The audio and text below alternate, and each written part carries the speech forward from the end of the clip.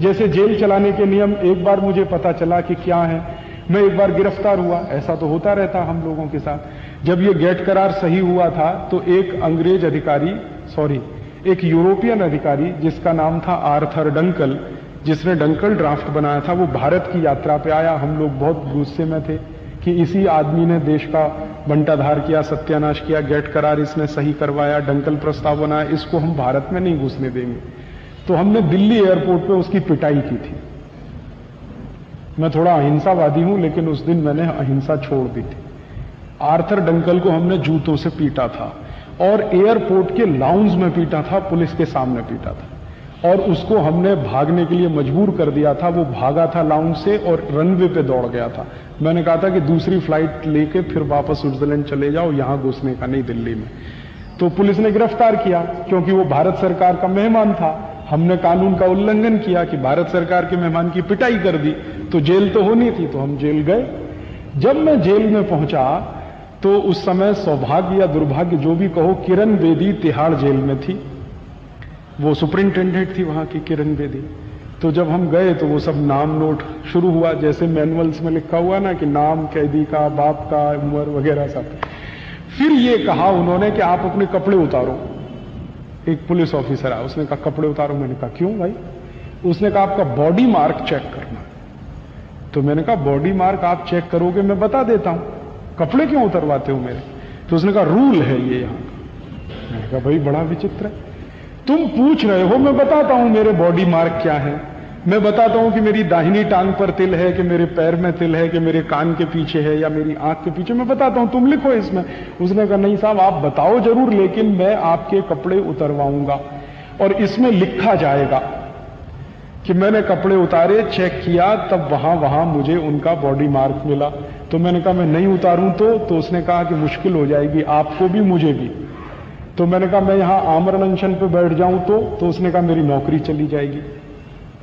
मैंने कहा ये मेरा जो भारत देश में आजादी के बाद संविधान लागू होने के अंतर से मुझे जो मौलिक अधिकार मिला है वो आप अनहन कर रहे हैं उसका। तो उसने कहा भाई मौलिक अधिकार आप अपने बाजू में रखो, मुझे बॉडी मार्क चेक करना।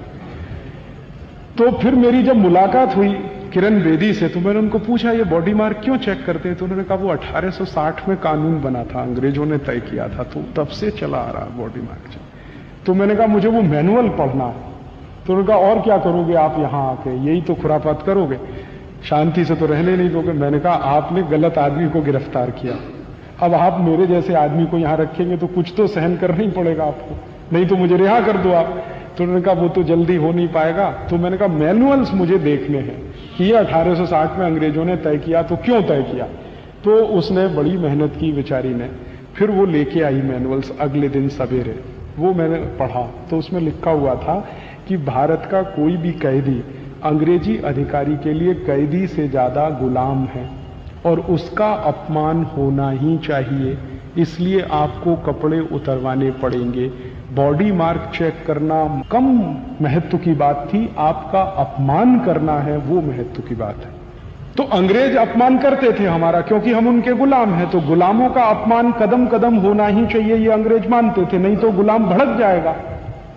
अंग्रेजों की थ्योरी थी कि जिनको आप गुलाम बनाते हैं हर कदम उनका अपमान करना आपका धर्म है, नहीं तो वो गुलाम आपके खिलाफ बगावत कर देगा। तो हर कदम उन्हें हमारा अपमान करना था, इसलिए उन्होंने बॉडी मार्क चेक करने का कानून बनाया। और हमारी ये मूर्ख सरकारें 54 साल में उस कानून को बदल नहीं पाई आज तक, वो आज भी है कानून। खुदा न खास्ता गलती से आप किसी दिन गिरफ्तार हो जाएं और आपको जेल जाना पड़े तो आपका भी बॉडी मार्क चेक होगा, भले ही आपको कितना ही अपमानजनक लगे। और यहां कोई मानवाधिकार संगठन ये सवाल नहीं उठाता कि बॉडी मार्क क्यों चेक किया जाता है। जब कोई आदमी सामने से बताने को तैयार है कि मेरे ये बॉडी मार्क हैं, फिर आप उसको चेकिंग क्या कर रहे हैं?